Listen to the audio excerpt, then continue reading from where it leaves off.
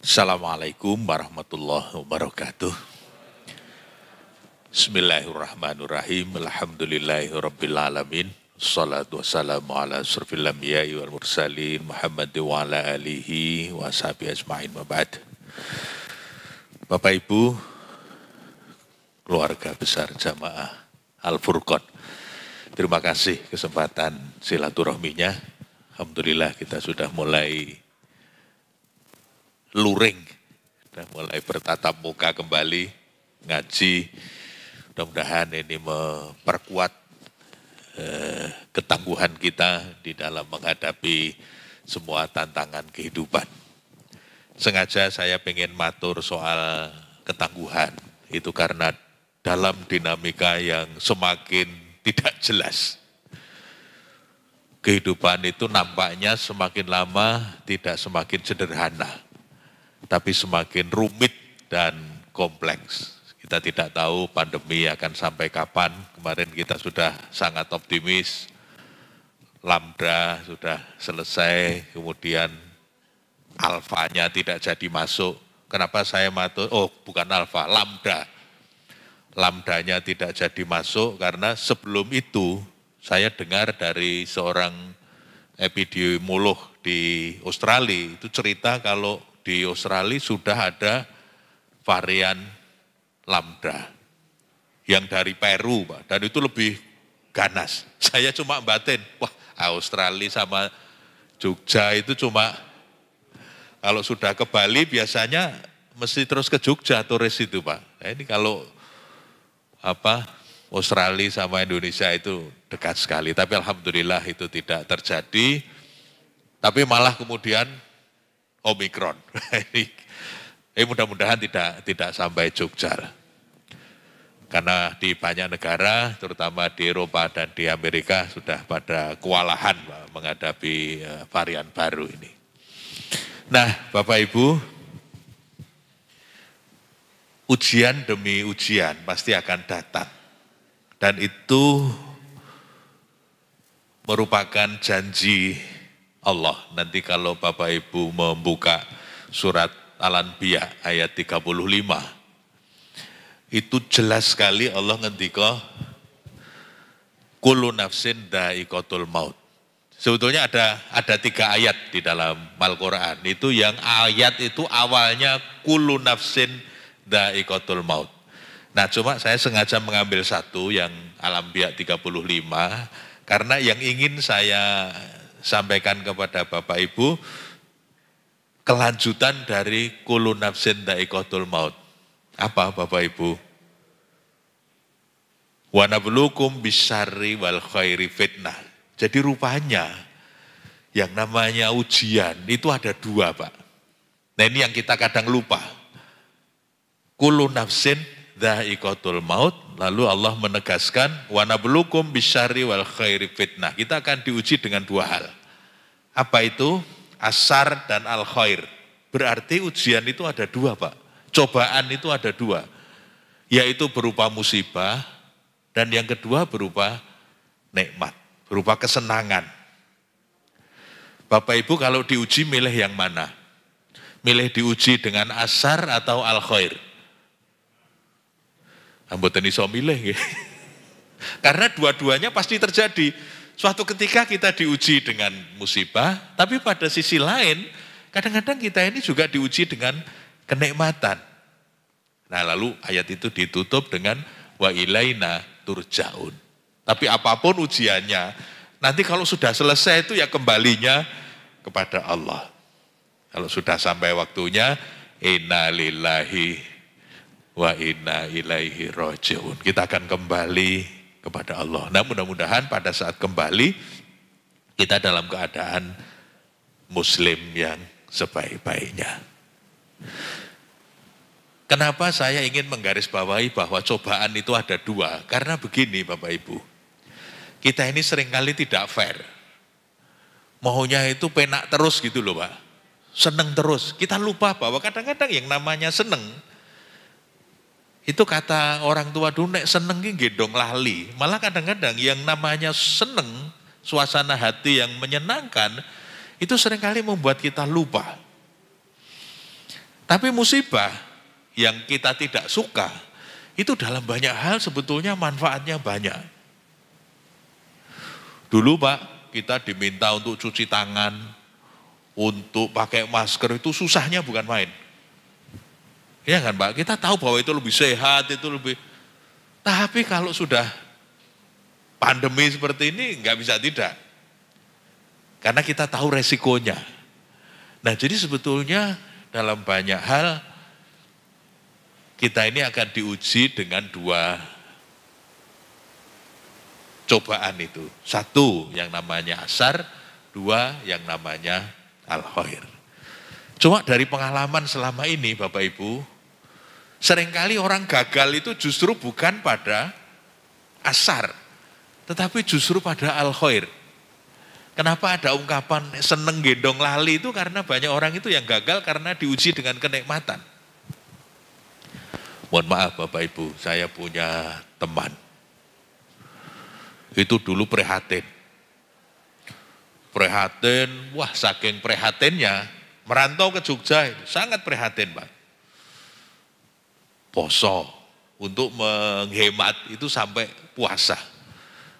Karena Senin Kemis dianggap belum cukup, itu lalu puasanya ndawut Pak. Kurang nopo coba. Jadi saking prihatinnya itu beliau puasanya ndawut. Tapi karena memang orangnya baik, pekerja keras, akhirnya sekolahnya selesai, sukses, jadi orang Pak. Pada saat beliau berjuang, beliau ini juga mendapatkan pasangan. Nah pasangan hidupnya ini juga pejuang. Sama-sama prihatin, bareng-bareng, akhirnya dua-duanya berhasil Pak. Nah, justru ujiannya itu ada pada saat berhasil. Dulu pada saat menderita malah poso Pak, poso mendawut. Tapi begitu sudah berhasil Pak, tiba-tiba dia bisik-bisik sama saya begini, Kang, kok bojoku saiki ketok elik ya? Coba Pak, setelah berhasil, dulu padahal berhasilnya itu kan berdua, berjuang bersama. Tapi begitu sudah berhasil, tiba-tiba saja beliau mengatakan, kok bojoku saiki ketok elik ya Kang? Karena sudah berhasil, sudah mapan, temennya banyak, mungkin penggemarnya juga banyak gitu kan Pak. Lalu tiba-tiba dia bisa mengatakan begitu Pak, kok bojoku saiki ketok elik. Nah tapi karena itu sahabat baik, saya kan harus jujur Pak. Saya bilang, kita ya karena tambah tua kan yang tambah jelek toh Pak. Tapi supaya fair, saya kemudian bilang begini, ning sing munda elek iki ora mung bojomu, sampean barang. Ya kan kita ini tambah tua kan kadang-kadang bentuknya tambah gak jelas toh Pak. Tidak lagi seperti dulu, ya itu memang hukum alam ya, begitu. Tapi coba Pak, dulu waktu prihatin bisa begitu. Tapi begitu sudah berhasil, betapa banyak orang yang kita tahu gagal, itu justru ketika sudah di atas. Entah itu operasi tangkap tangan, entah itu ketahuan dengan orang lain, atau macam-macam lah. Itu kan ketika sudah di atas Pak. Nah oleh karena itu, ketika kita mendapatkan nikmat, ketika kita mendapatkan kesenangan, mestinya kita ini seperti Rasulullah Muhammad Sallallahu Alaihi Wasallam, apabila mendapatkan nikmat itu selalu bersyukur. Syukurnya bagaimana Pak? Secara verbal diucapkan, Alhamdulillahilladzi binikmatihi tatimmus sholihat. Jadi kalau mendapatkan nikmat Pak, yang terpikir itu apa? Tatimmus sholihat. Alhamdulillahilladzi binikmatihi tatimmus sholihat. Jadi dengan nikmat ini, itu yang terpikir kemudian gimana caranya menyempurnakan amal soleh kita.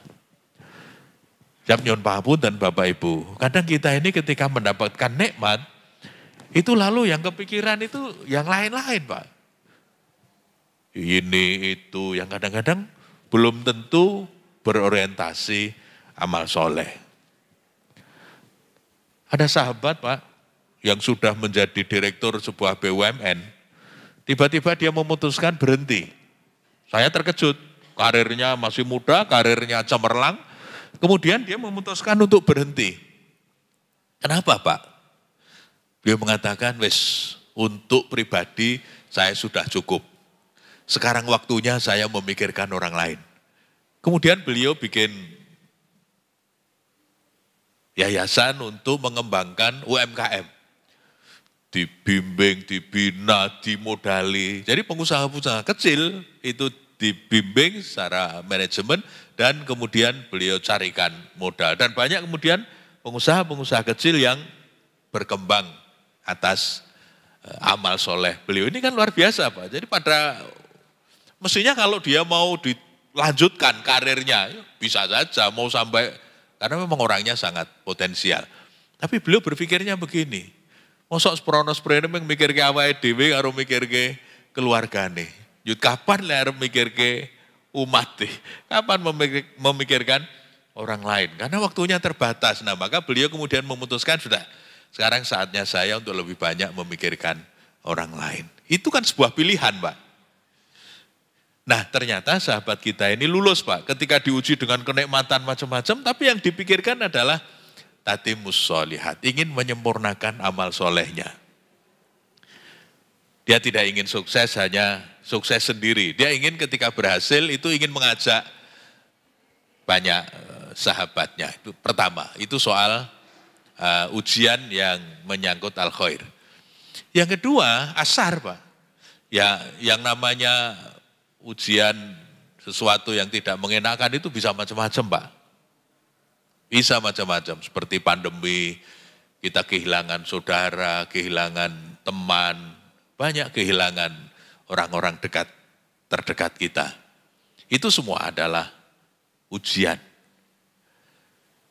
Nah, ujian seperti ini, biasanya kalau ujiannya sesuatu yang mengecewakan, itu malah mendekatkan kita kepada Allah.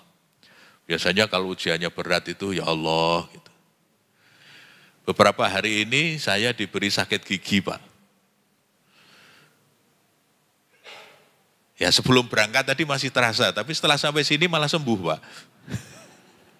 Wah, Al-Furqan memang istimewa. Saya jadi ingat ayat ini Pak. Coba kalau mak senut gitu kan ya Allah, kan gitu Pak. Kita langsung menyebut Allah Pak. Begitu mak senut gitu ya Allah. Nah apakah itu akan kita tolak atau kita terima dengan sabar. Nah ini yang saya kira membedakan kelas seseorang ya, spiritualitasnya itu seberapa. Itu ketika diuji Pak, baik itu diuji dengan kenikmatan maupun diuji dengan musibah. Ya ujian musibah itu macam-macam, ada pandemi, ada gempa, wah kita sudah mengalami. Teman-teman kita di Semeru sekarang sedang mengalami musibah. Dan yang namanya musibah itu kan, ya coba gantian gitu Pak. Coba gantian. Kata teman saya, mengkoyo arisan. Yang mau dudah sinten itu cuma begitu. Pada akhirnya kita semua akan dapat Pak. Cuma dalam bentuk yang berbeda-beda. Nah, tinggal bagaimana kita mensikapinya. Nah, kita sekarang di era yang sangat sulit dalam pandemi ini, kita merasakan betul ada banyak perubahan ya Bapak Ibu. Perubahan dalam banyak hal. Ngaji ya kemarin kita daring, semua kuliah juga begitu. Banyak hal, semuanya berubah. Kita ketemu teman, menjalin hubungan, ya semuanya biasanya kita lakukan secara daring. Kita mau belajar, mau sekolah, mau ngakses dukungan, mau cari uang, mau belanja barang, semuanya berubah. Nah ketika kemudian kita tidak bisa beradaptasi dengan perubahan, akan tertinggal Pak. Nah, kalau kita membaca surat Fatir ayat 32, nah nanti mohon kita introspeksi, kita termasuk yang mana. Karena ketika Allah memberikan petunjuk, setelah itu ternyata orang itu bisa dibedakan menjadi 3 level Pak. Pertama yang disebut dengan al-zalim, yang kedua yang disebut dengan al-muqtasid, Dan yang ketiga yang disebut dengan as-sabiq. Dalam tafsir Al-Qurtubi diterangkan begini. Ada pendapat Sahal bin Abdillah mengatakan bahwa ad-dolim itu al-jahil. Jadi orang yang ad-dolim menganiaya dirinya sendiri itu adalah al-jahil. Disebut orang yang bodoh. Kenapa disebut orang yang bodoh? Wong sudah tahu itu mencelakakan tapi juga dilakukan. Menganiaya diri sendiri. Wong diri sendiri kok dianiaya. Itu disebut oleh Sahal bin Abdillah sebagai al-jahil, orang bodoh. Yang kedua al-muqtasid. Al-muqtasid itu kelompok tengahan. Itu disebut sebagai al-muta'alim. Kenapa dikatakan sebagai al-muta'alim? Karena dia mau belajar. Karena sergap ngaji, kemudian levelnya naik, Pak. Levelnya naik. Nah, yang ketiga itu al-alim. Al-alim itu orang pinter. Dalam Al-Qurtubi dijelaskan, apa cirinya orang bodoh, Pak?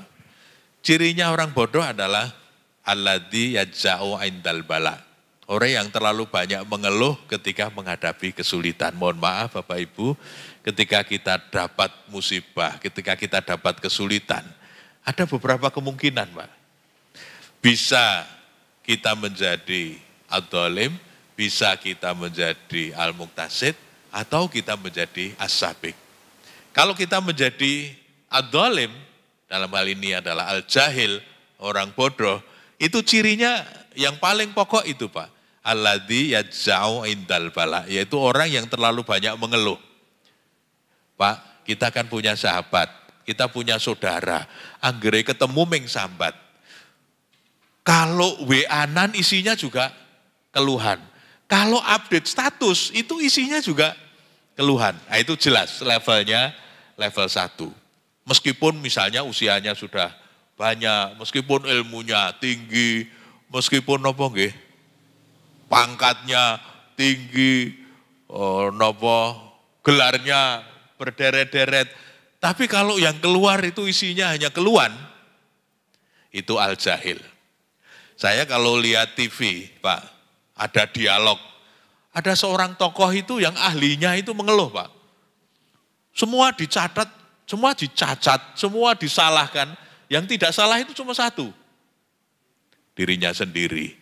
Itu meskipun hebat, Pak, tapi dalam konteks ini levelnya level 1. Karena isinya cuma keluhan. Dalam bahasa anak-anak muda sekarang tidak solutif, tidak memberikan solusi, tapi hanya nopo. Kalau orang tua dulu ngendika cuma ngundomono, cuma nopo nggih Pak? Ya mengeluh, ya gersulo.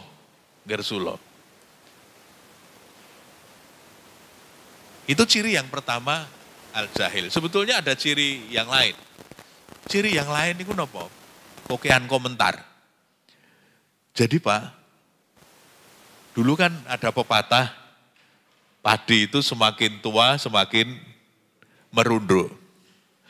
Tapi kan ada teman-teman kita itu yang wah koyo ya oh itu loh Pak, kalau komentar itu. Semua dikomentari Pak. Nggih. Nanti kalau ada AC begini ini ya dikomentari Pak. Iki AC apa pajangan toh ya kok orang murup nggih. Nah, padahal memang tidak dinyalakan, kan nggak apa-apa toh Pak, boleh dinyalakan, boleh tidak. Tapi kalau orang yang lihat itu level 1, mesti komentar Pak. Kijane menggo pajangan apa? Dikomentari Pak, selalu begitu. Nanti kalau kita menghadiri resepsi pernikahan, itu kalau yang datang itu level 1, semua dikomentari Pak. Sing dandani sapa toh? Lah pripun toh Mbak Yu? Kok ora malik? Oh, kalau lihat riasan pengantinnya, itu baru riasannya Pak. Nanti kalau sudah dipersilahkan makan, itu nanti makanannya juga dikomentari Pak. Iki cateringnya nggone sapa toh? Ngaten Pak. Padahal tinggal makan loh Pak. Itu saja pakai komentar. Nah itu ciri orang di level 1. Sudah kokean sambat, kokean komentar. Nah, maka bagi teman-teman aktivis media sosial, jangan bangga kalau terlalu banyak komentar. Karena kadang-kadang teman kita itu remeh-temeh saja dikomentari, Pak. Aktif banget, hampir semua hal ada yang posting dikomentari, ada. Kadang-kadang nggak dibaca ya di-share.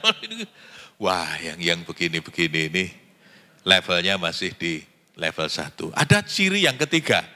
Apa Bu ciri yang ketiga? Kokian sambat, kokian komentar, ada ciri yang ketiga sebetulnya Pak, di level 1. Kokian nesu. Jadi amarahnya itu besar sekali, sedikit-sedikit itu marah.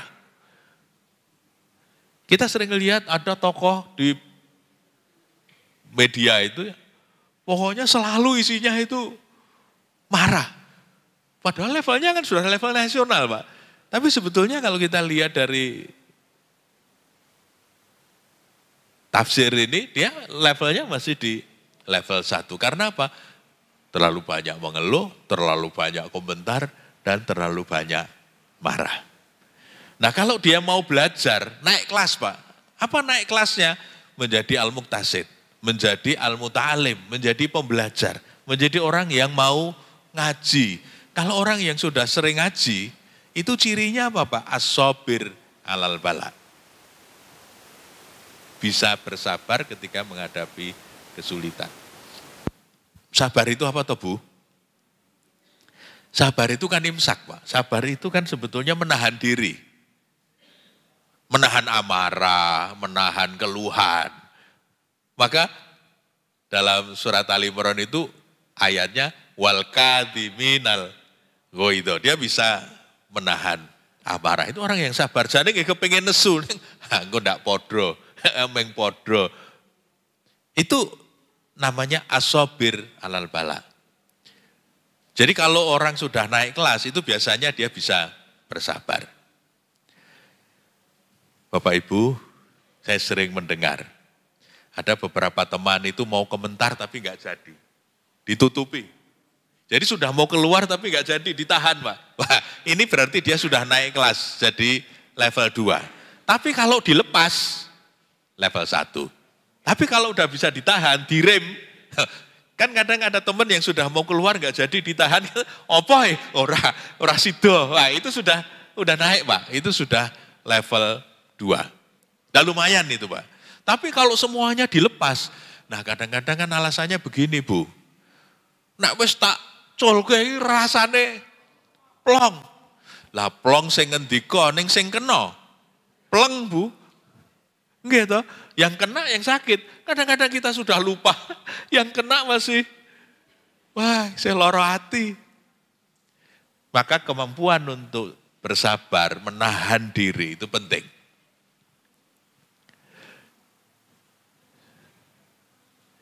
Tidak semua orang bisa menahan diri, menahan amarah.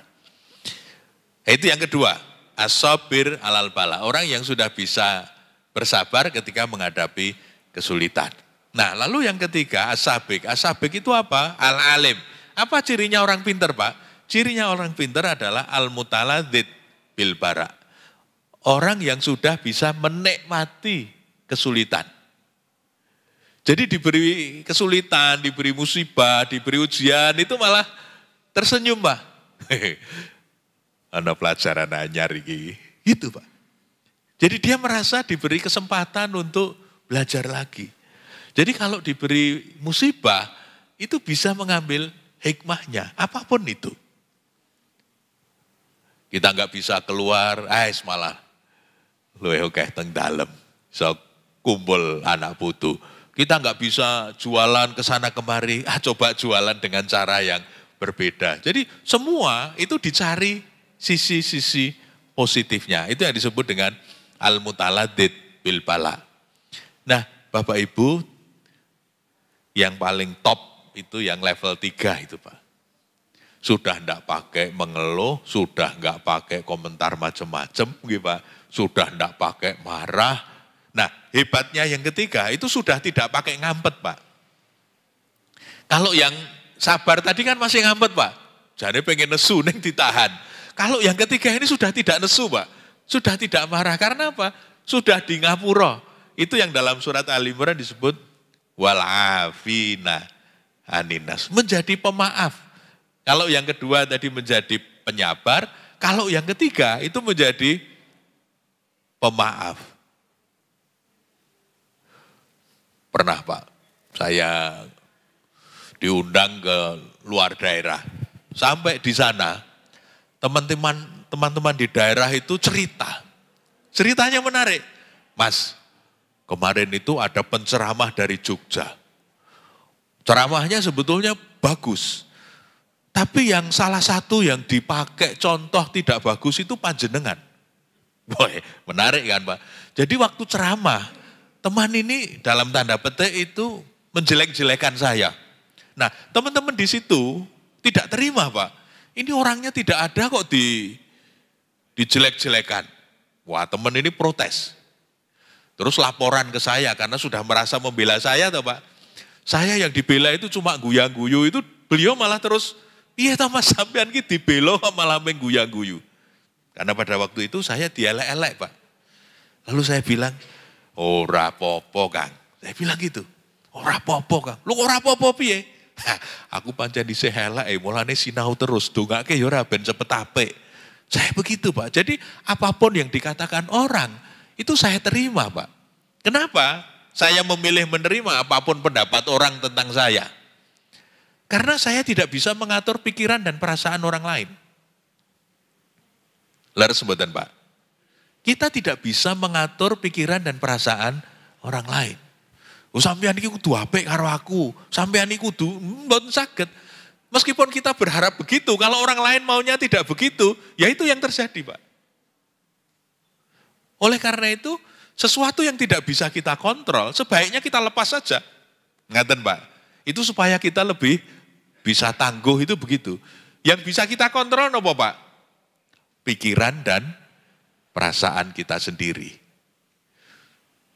Pak, ada teman yang mengeluh begini, wah saya dituduh begini-begini. Saya bilang, aming dituduh we, wah aning loro Mas.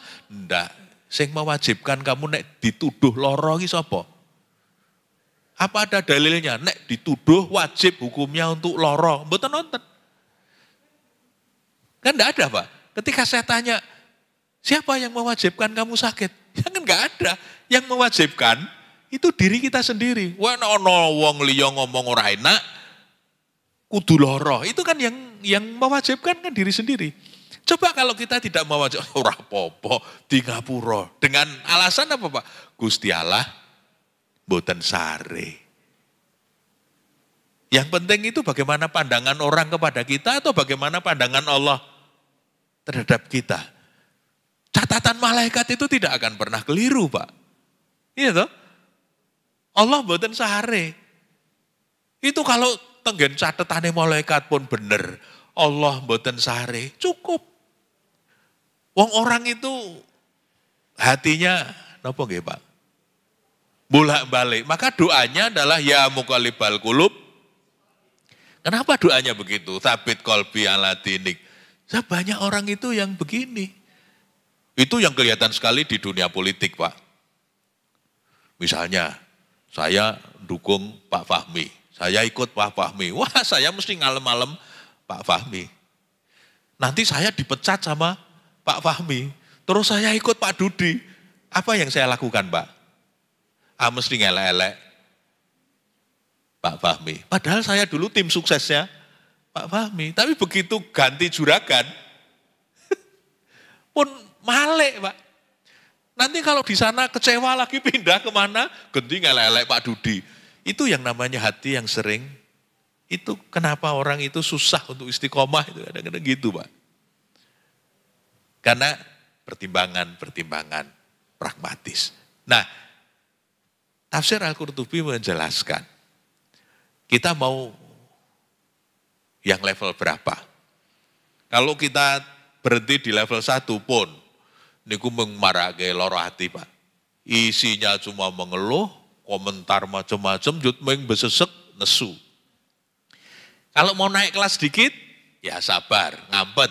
Tapi ngampet itu berat Pak. Sebab ada yang nanya begini, Mas, Itu teman kita itu orangnya sabar betul, orangnya baik hati. Neng kok stroke? Kalau level 1 stroke itu masih bisa dipahami toh Pak? Kokean nesu, kokean nopo nggih? Angel lah pokoknya sarwa mboten kebenaran. Nah, semua tidak kebenaran kan jadi berat Pak. Tapi ada yang bertanya ke saya, Mas itu teman kita itu orangnya sabar betul, neng kok nggih stroke? Jawabnya pripun Bu? Kokean ngampet. Nah itu jawabannya nopo? Kokean ngampet. Karena kabeh disagui, terus kabeh di empet dhewe akhiripun apa Pak mboten kiat. Karena apa? Kemampuan orang menahan beban itu juga terbatas. Yang paling sehat sing nomor 3. As-sabiq. Al-mutaladid bil bala. Orang yang sudah bisa menikmati ujian apapun. Diparingi nikmat ya alhamdulillah illadzi bi nikmatihi tatimmus sholihat. Makanya diparingi musibah alhamdulillahi ala kulli hal. Kabeh mesti wonten hikmah. Nah, saya malah kemudian punya kesimpulan begini Pak. Kula nek entuk ujian werna-werna, niku yang ada dalam pikiran saya, ki Gusti Allah arep maringi apa to ya? Kok kula dilatih dengan latihan yang berat. Niku training toh Pak. Itu kan pelatihan. Kalau kita lulus, nanti kita akan diberi amanah yang lebih besar. Itu akan diberi nikmat yang lebih besar.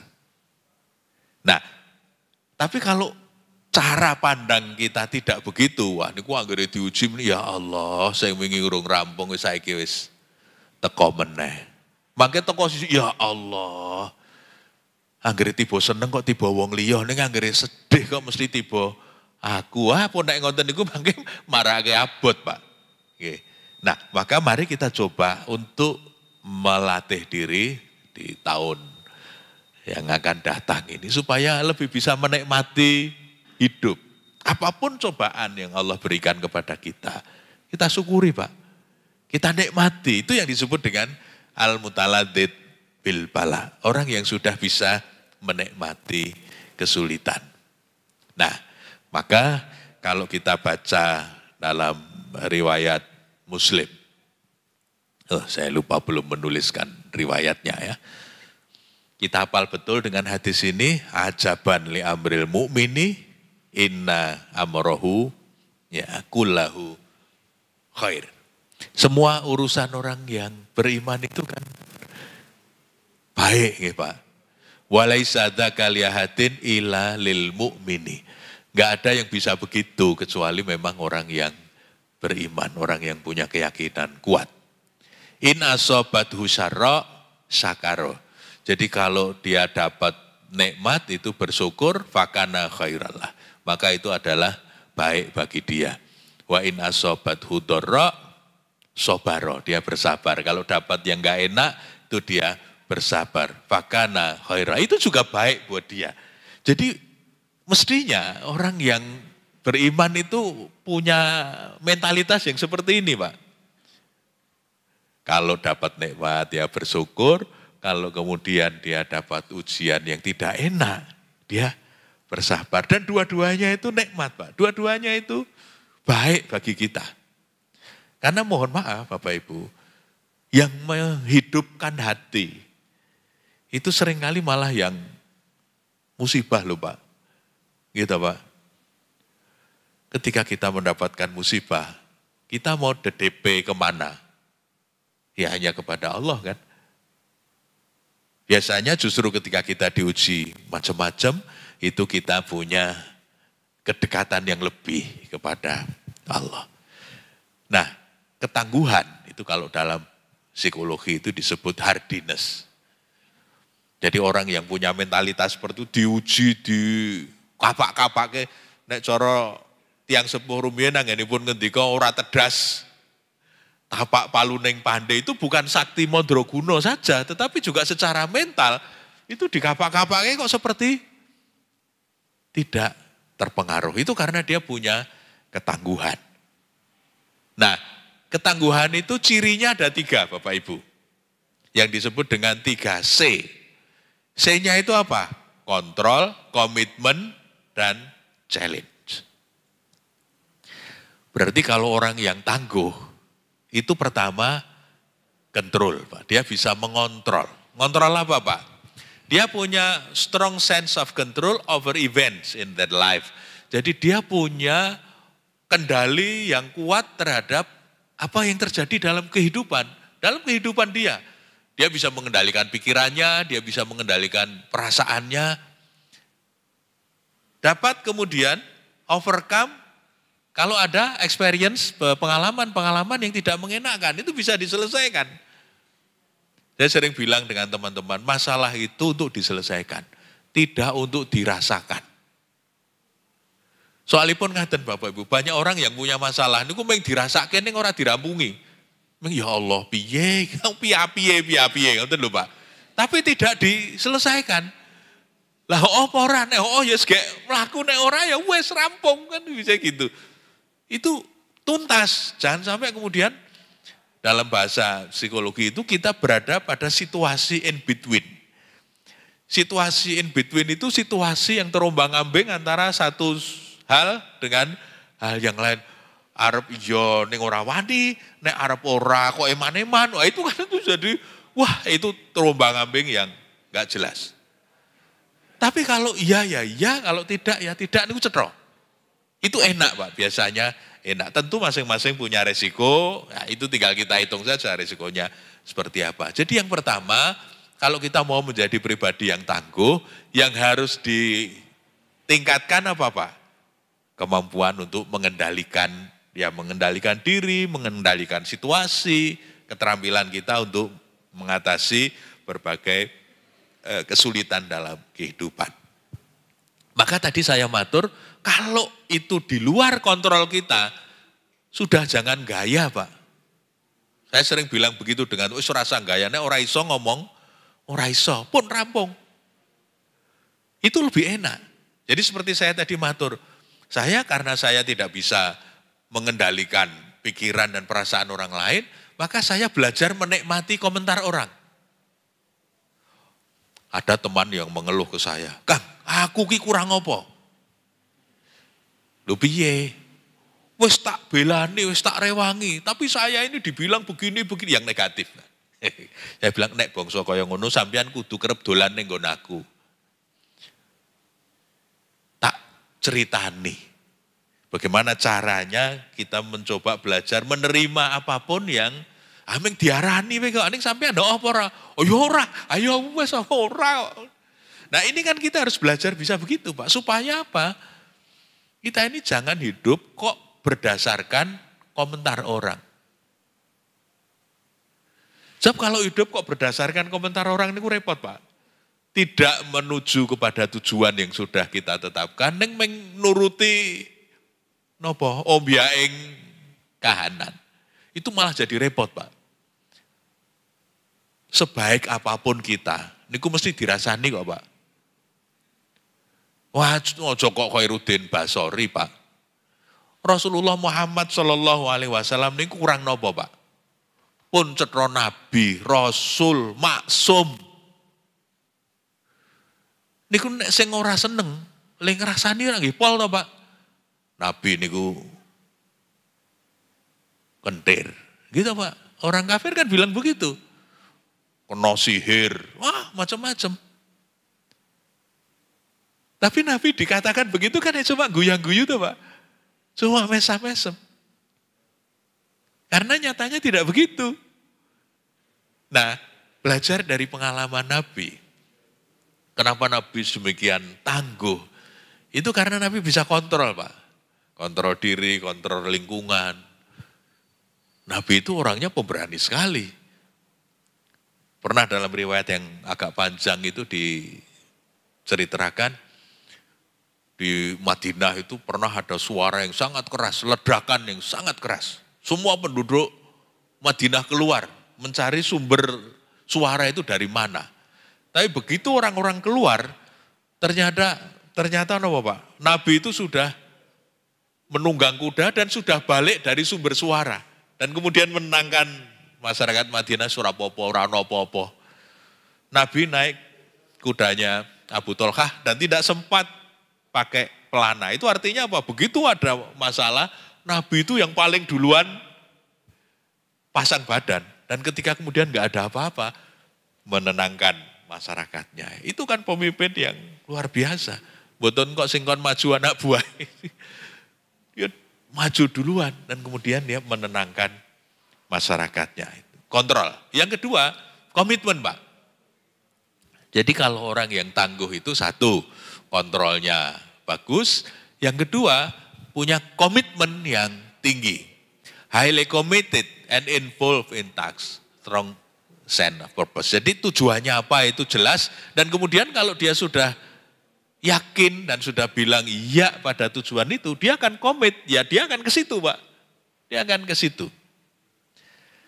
Nah orang yang tangguh itu begitu Pak. Kalau sudah bilang wis kudu dadi, kudu rampung, nggih dirampung nggih didadekke kan ngoten Pak. Tapi kalau yang enggak punya komit, wah angel, ra iso terus balik kanan. Nah, itu berarti komitmennya rendah. Dalam berkeluarga, keluarga yang tangguh pasti komitmennya tinggi Pak. Kalau yang komitmennya rendah, panggil ono masalah sithik itu semegok. Karena tidak punya komitmen. Itu yang dalam bahasa napa? Kalau kita mendengarkan tausiah pernikahan itu yang disebut dengan mawaddah. Mawaddah itu bermakna mahabbah. Mahabbah itu cinta, tapi cintanya masih bersyarat, Pak. Jadi kalau keluarga cuma levelnya mawaddah, niku mangke anggere syarate owah, itu cintanya juga ikut berubah, Pak. Ada banyak, ini kemarin teman Kemenak itu cerita, Mas, di masa pandemi, angka perceraian itu naik 25% di kota. Tinggi sekali tuh Pak, naik 25% tuh Pak. Nggak tahu dari angka berapa menjadi berapa, tapi beliau cerita naik 25%. Kalau orang komitmennya tinggi, niku mbok masalahe kaya ngopo, duit-duit apa ora duit-duit, ini situasi seperti apa ya tetap komit wong janjinya dulu ajeng bareng-bareng. Nggih Pak, mengarungi kehidupan apapun yang terjadi. Lah ini baru menghadapi begini sudah mengajukan gugatan. Misalnya gitu. Nah, ini kan contoh bahwa komitmennya tidak kuat, Pak. Nah, yang ketiga setelah komitmen itu adalah challenge.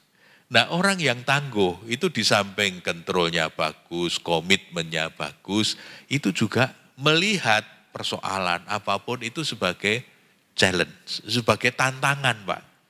Bukan masalah, tidak melihat itu sebagai persoalan, tapi melihatnya sebagai challenge, sebagai tantangan yang harus diselesaikan, tantangan yang harus dihadapi.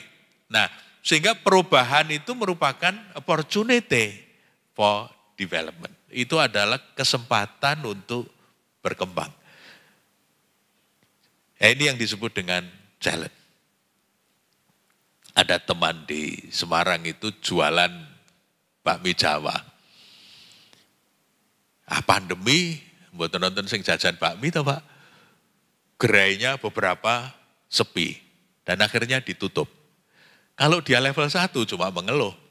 Kalau dia level 2 ngampet, sesuk ra yo nek wis selo, nek wis ilang pandemi ra yo payu meneh. Tetapi dia levelnya sudah level 3. As-sabiq, al-alim tadi, al-mutaladid bil bala. Dia melihat itu sebagai challenge. Mikir dia. Saiki nek dora tindak neng warung. Ning kan ya mesti do pengen bakmi toh. Terus teman itu berpikir, piye carane bakmi saya ini saya bikin menjadi bakmi kering kayak mie instan itu Pak. Akhirnya mie Jawa itu dia bikin mie kering tentu dengan eksperimen yang berulang-ulang dan sering gagal, tapi akhirnya berhasil. Apa yang jadi setelah berhasil Bu? Tidak saja bisa memenuhi pelanggannya di kanan kiri di Semarang, tapi bisa ekspor ke luar negeri. Pelanggannya sekarang banyak yang dari Kanada, dari Eropa, dari Amerika, dari mana-mana Pak. Dan omsetnya jauh berlipat-lipat. Nah kalau dia cuma mengandalkan gerainya yang dulu, berapa orang Pak yang datang ke warung? Saukai-ukai nggih ming saukai kursi di warung itu. Paling ditambah dibungkus bawa pulang. Paling hanya itu. Tapi ketika kemudian itu dianggap sebagai challenge, itu dianggap sebagai peluang, dianggap sebagai opportunity, justru ketika harus tutup gerainya, dia mikir, piye carane. Dulu nggak mikir toh Pak, tapi begitu dapat masalah, yud mikir. Nah itulah orang sering menyebut sebagai the power of kepepet. Gitu Pak, kekuatan kepepet. Awake dhewe niku nek pun kepepet, niku biasanya terus merentrul. Terus pikiran kita encer Pak. Iki apa meneh iki? Ngene ra iso iki bumpet iki. Tapi kemudian ketemu sesuatu yang sebelumnya mungkin tidak terpikirkan. Nah, oleh karena itu Bapak Ibu, agama memberikan bekal kepada kita bahwa ya semua itu namanya ujian itu ya ada ujian yang berupa nikmat, ada ujian yang berupa musibah. Yang penting apa Pak? Kita nikmati saja. Ya, kita nikmati. Kita terus bergerak, kita terus berjalan. Jangan berhenti Pak. Karena apa? Kalau Iqbal itu punya puisi yang sangat terkenal. Di dunia ini tidak ada tempat untuk berhenti. Berhenti berarti mati. Oke. Iqbal dari Pakistan itu filosof hebat kita itu. Puisinya begitu Pak, di dunia ini tidak ada tempat untuk berhenti. Berhenti berarti mati. Air itu kalau mengalir jernih Pak, tapi kalau berhenti lama-lama juga bau kan Pak. Air saja itu kalau basi, wayu itu lama-lama juga bau. Jadi terus bergerak itu penting. Maka Winston Churchill, kasepuan biasanya masih ingat Churchill. Ya. Churchill itu adalah Perdana Menteri Inggris pada saat Perang Dunia Kedua, gitu Pak. Winston Churchill. Beliau bilang begini, kalau kamu lewat neraka, maksudnya mau mengalami sesuatu yang tidak menyenangkan dan itu sangat berat, resepnya cuma satu Pak, keep going. Udah, jalan terus saja. Jangan berhenti terus neng kamar piye-piye stres Pak itu. Nanti malah stres. Tapi kalau dia keluar, dia cari inspirasi, dia ketemu teman, silaturahmi, sehat Pak. Ada teman yang kena PHK. Nah, biasanya nek nyambut gawe sepaton melidit pakai seragam toh Pak di PHK. Pertama dia tidak enak bagaimana kalau ditanya tetangga. Tapi dia juga belum punya pikiran mau ngapain. Terus apa yang dia lakukan Pak? Keep going.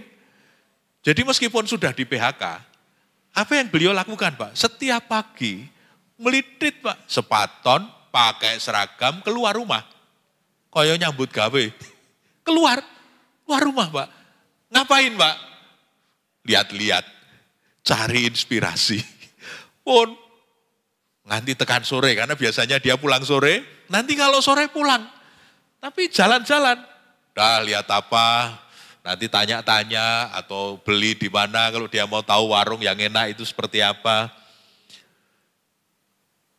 Pernah suatu ketika saya bersama seorang sahabat. Penampilannya, nyun pangapunten Pak, penampilannya itu jan mboten mitayani. Tapi ikut tur ke luar negeri, sekalian. Saya bilang, wah ini saja bangsa pemborong apa. Orangnya itu hitam dan desit Pak. Tidak ada, kok melu dolan dan dia cerita, Mas kula wingi bar sekeng Eropa.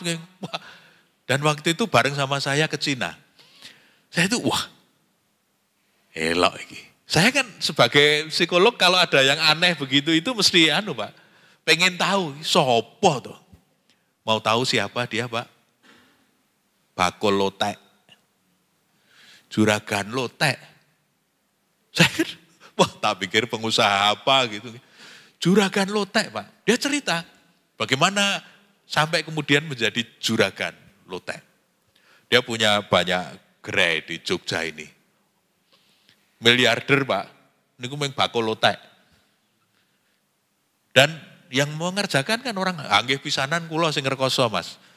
Ning bahasan sakniki pun mlaku pun sing mlaku bocah-bocah. Gawean kula niku mengeso nyiap-nyiapke bar niku boncengan kalih bojone niku mancing. Mangke anggeripun sore mulih nggeri nampa duit, gaya banget. Bakal Lotek, Pak. Pun rasah mikir akreditasi, rasah mikir sertifikasi, rasah mikir tinggal mancing, Pak. Kulan gua, elok tenan. Saya sampai bilang sama istri, awake duit dodol Lotek wae apa, Bu? Itu loh, bakal Lotek aja bisa jadi jutawan itu loh, Pak. Gaweannya gitu, ada tour gitu dia ikut. Ampun melaku kabeh, Pak. Tapi orang ini luar biasa. Seperti yang saya ceritakan teman saya yang jalan-jalan tadi itu. Dia pengen apa? Dia pelajari betul. Dia tahu orang pengen hidup sehat. Wah, ini mesti bongso sayur, mesti laris. Dia survei, Pak, Lotek di Jogja ini yang paling enak di mana? Oh, dia survei. Beliau makan di situ. Oh, ini cara pelayanan begini, rasanya begini. Kekurangannya apa? Dia pelajari, Pak. Nah, salah satu kekurangan yang dia temukan adalah nek arep jajan Lotek meskipun enak, ning ngenteni mesti suwi. Lalu dia bikin cara, bagaimana caranya Lotek itu enak ning cepet. Pokoknya begitu duduk itu enggak lama kemudian siap saji. Wah, jadi dia rekayasa semikian rupa caranya sehingga begitu orang pesen Lotek itu baru duduk belum berapa menit itu sudah siap dihidangkan sesuai dengan yang diinginkan. Rasanya enak dengan kecepatan layanan yang spesial. Akhirnya pun apa, Pak? Laris betul Lotek itu. Pernah dia cerita begini, kula buka konter teng Gajah Mada di sebuah fakultas. Kula mung dodol Lotek. Ning di nyek kalih sing dodol bangsa pizza, bangsa macam-macam. Di kantin itu kan ada beberapa konter. Nah, saya coba jualan Lotek. Tapi saya yakin, Pak, nanti orang pasti belinya ke tempat saya.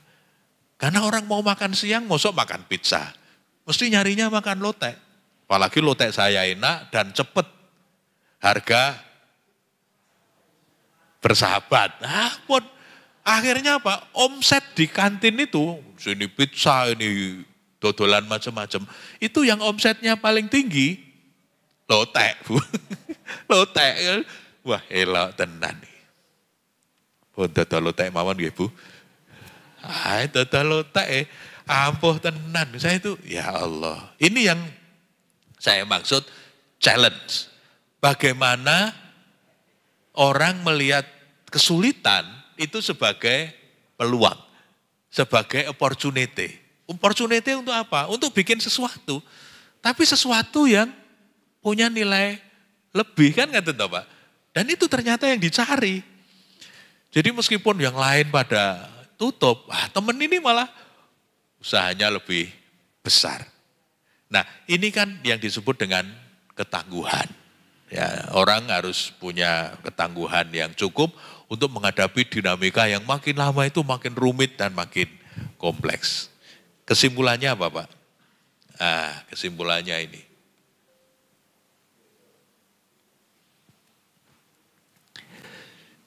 Pernah suatu ketika saya update status dan banyak yang like. Ketika saya tulis kebahagiaan akan selalu hadir jika suka dan duka dinilai sama.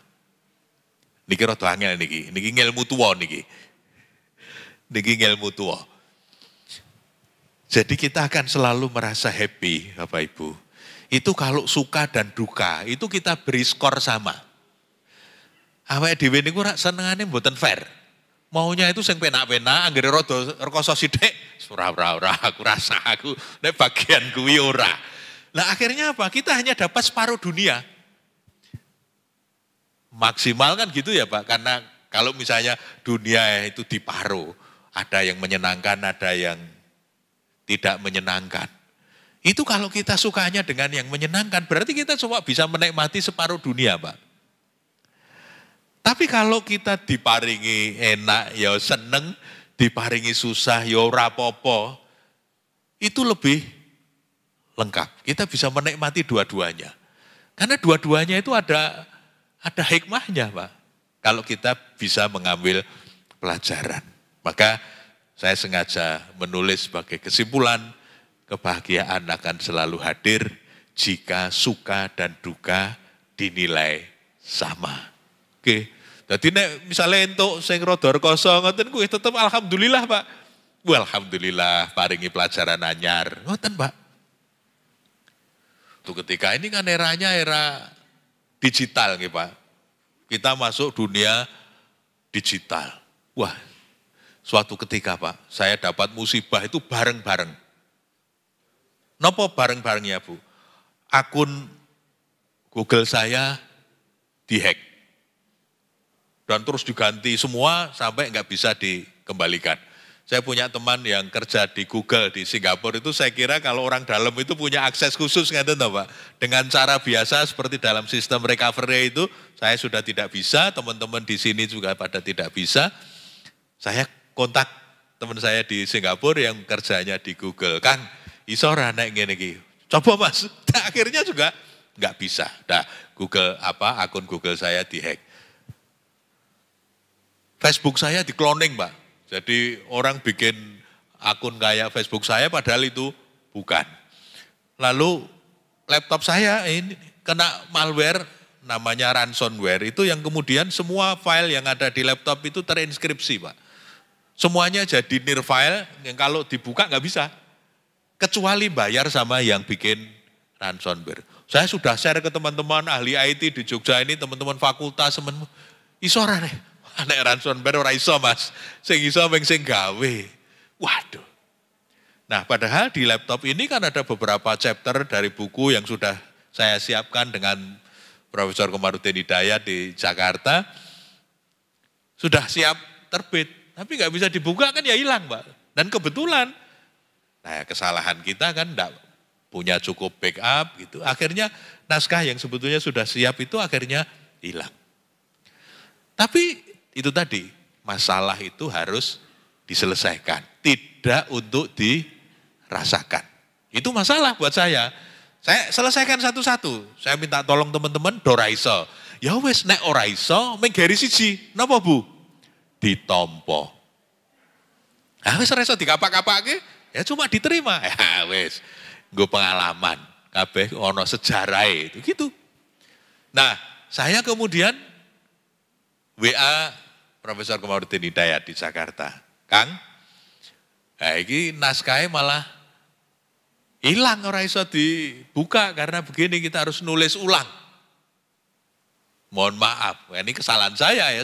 Karena saya yang salah, saya yang mohon maaf Pak. Saya mohon maaf karena saya tinggal editing terakhir malah hilang. Apa jawabannya Pak?